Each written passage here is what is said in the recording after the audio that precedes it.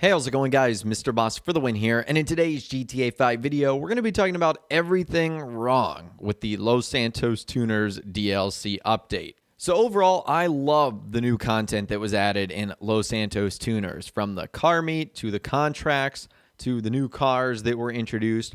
But there's a couple of things that kind of bother me, and I just want to talk about them in this video today, and you guys can feel free to let me know some of the things you think about in the comments down below as well. But anyways, let's get it started. The first thing that's kind of bothersome is the grind system of the reputation unlocks.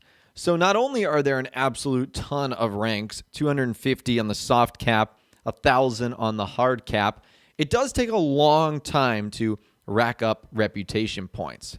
Now, I understand maybe why Rockstar did this. They want people to actually play and utilize the new content, thus ranking yourself up even more, all the features of the Los Santos car meet. But there at least needs to be an option to bypass all the items that are locked behind reputation. Trade prices and clothing and modifications and liveries for cars. All of that is locked behind these reputation ranks, which are unlocked kind of at random. Like, what if I want a certain livery for a specific car? Why do I have to try and get to rank 180 to get that livery? Or if I want a specific t-shirt, why do I have to get to reputation rank 240? That just doesn't seem fair. Like, let me buy it. At least give me a choice. Now, at that point, you can make it as pricey as you want because there's an option to unlock it the normal way. But what if I want it right now? You do that with trade prices and vehicles. I want it right now. I don't want to have to go through this reputation thing. So I feel like there at least should have been an option with that. I do think it's a little bit too much of a grind. I also hate that there's no way in which you can check your reputation other than that little bar at the bottom. I wish you could also see what items you specifically unlock at a specific reputation rank. There's no real way to see that in game. So it's just overall frustrating. And hopefully during the next couple of event weeks, Rockstar maybe does double reputation or something like that. That would certainly help. But it just seems like a slow, grindy process that puts a lot of things behind a paywall. And I'm not exactly a big fan of that. Another thing I'm not a big fan of is Santa and Moodymann. These might be the two most annoying characters that Rockstar have ever introduced. So not only are they rude to our character, the protagonist, their entire conversation seems to be like this weird back and forth dialogue where they seem interested in each other and they're talking all weird. It's just extremely uncomfortable. If you guys have seen any of the in-game cutscenes, or for that matter, just hung out in your auto shop for a minute, you would know how uncomfortable and strange things get between these two characters. And I don't know how Rockstar messed these guys up so much. I mean, we had some previous characters like Martin Madrazo's son. He's fantastic. We have Pavel, the captain for our submarine. He's awesome. Why did we get stuck with these two knuckleheads? These guys are terrible. Their audio and their dialogue is just not great. And this is coming from a position where I can't really judge all that much because I am not a voice actor. I am not a motion capture artist, so I don't know how hard this is. But I'm just not a fan of it, and it's kind of annoying. It just is very, very obnoxious the way these two characters go about presenting themselves.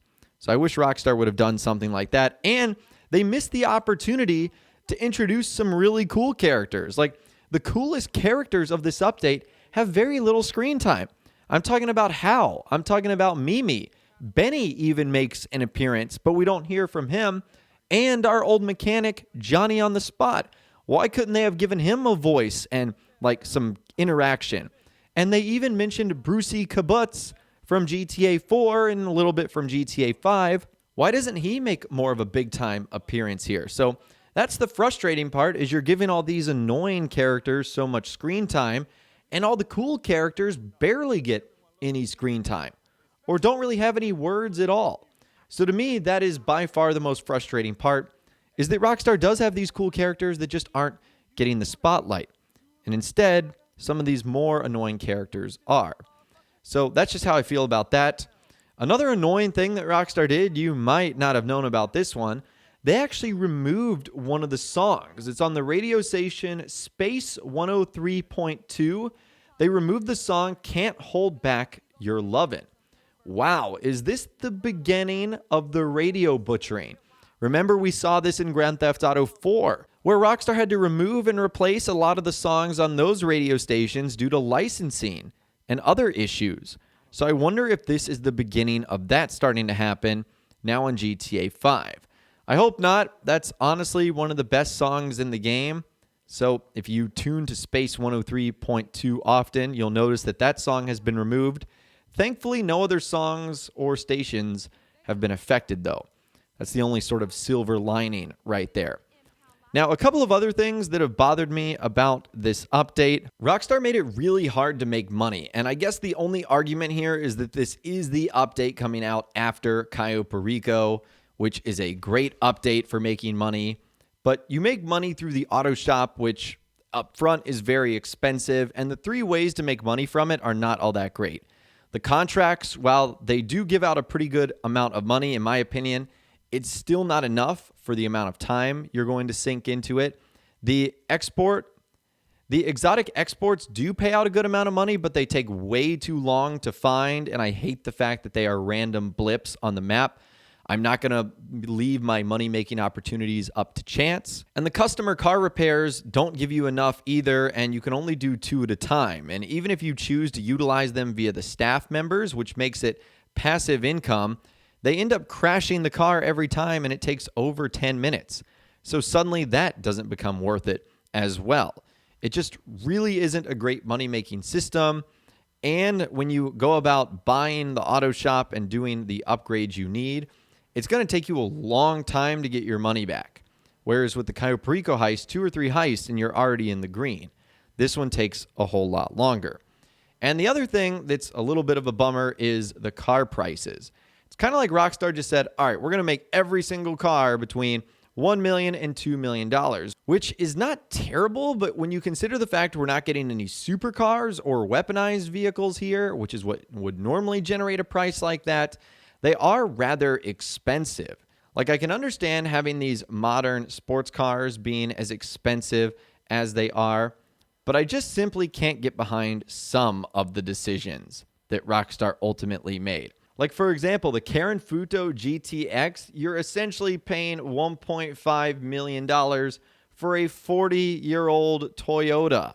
That just doesn't seem worth it to me. Some of the other ones I completely understand, like the Jester RR. That price, that makes sense for a kind of vehicle like that. But some of the prices just seem way too high for what you're actually getting. But I just seem like there's not enough variety in the prices. Like in updates in the past, sure, we've seen the $1 million, $2 million, $3 million cars, but we also see the couple $100,000 cars, which kind of breaks things up a little bit. In this case, not so much. So overall, I'd still say it is a fantastic update. These are just some of the minor annoyances that I think are wrong.